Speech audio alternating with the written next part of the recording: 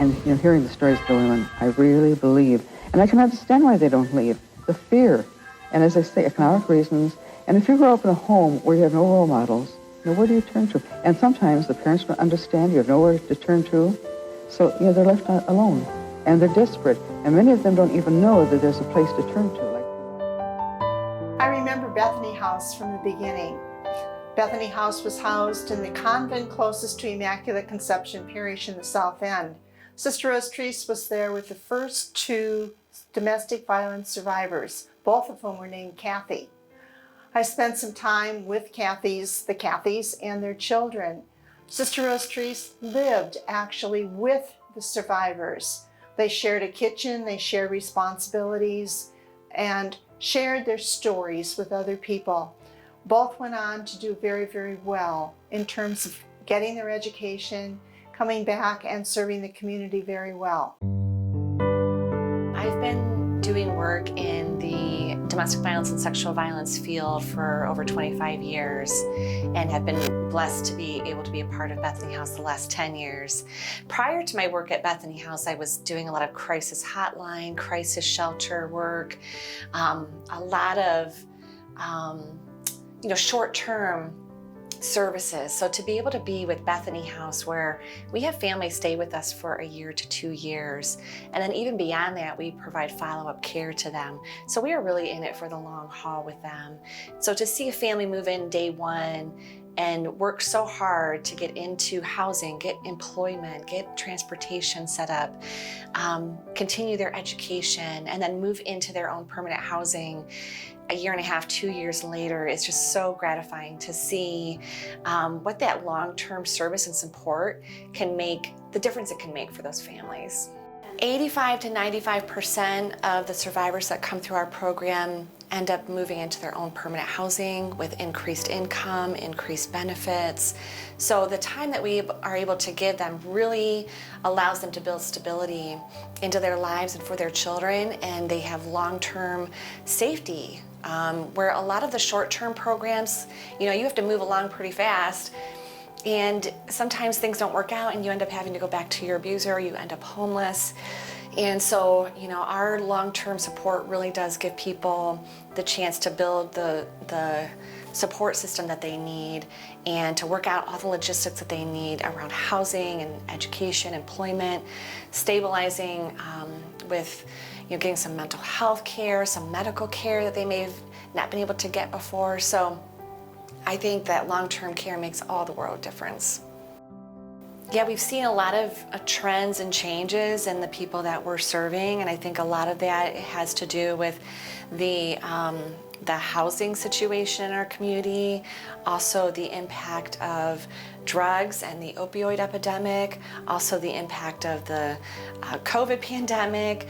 There have been so many changes and shifts over the last several years, and it's impacting the services that we're providing, the kinds of supports that people need, and our wait list. Our wait list to get into Bethany House is longer than it's ever been. It's over a year long now to get into Bethany House.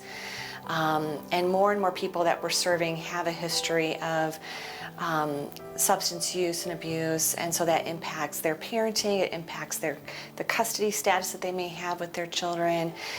So all of these areas have really helped us need to improve our program, to improve our responses. We had to get specialized training to understand the different dynamics that people are experiencing. And it also helps us be better advocates for change in the community around housing issues, around landlord and evictions, and the kinds of programs that our folks really could benefit from. One of the bigger barriers that we see for folks is transportation. To be expected to go back to school or go to work, transportation can be a huge hindrance if you don't have that available to you. So thankfully, we have a wonderful relationship with a foundation that provides us funding to purchase really good used cars for folks that meet the criteria of the program, and we've been able to give away 46 cars since 2012. So that is a huge gift, a life-changing gift for those families that, the world opens up to them with transportation.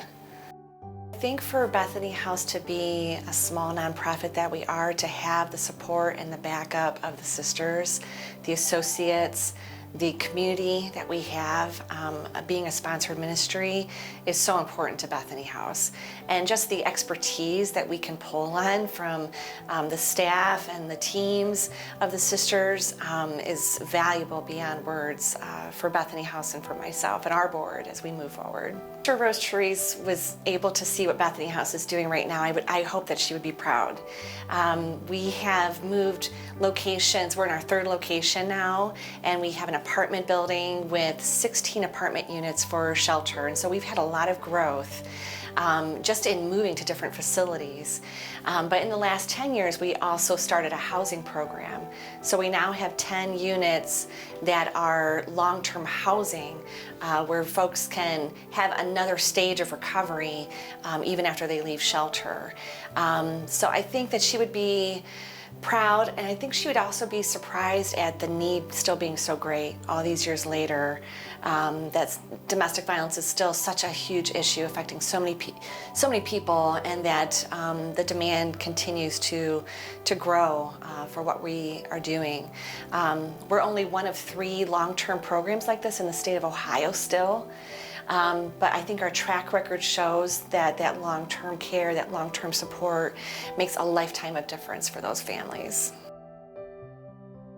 In the future, I hope that we can be in a position to expand our services even further, grow, to be able to meet that demand, because like I said, we're one of 3 in the state, and so we do serve people from all over Northwest Ohio and beyond. So I'm really proud of what we're able to do, and I hope that we can do more down the road.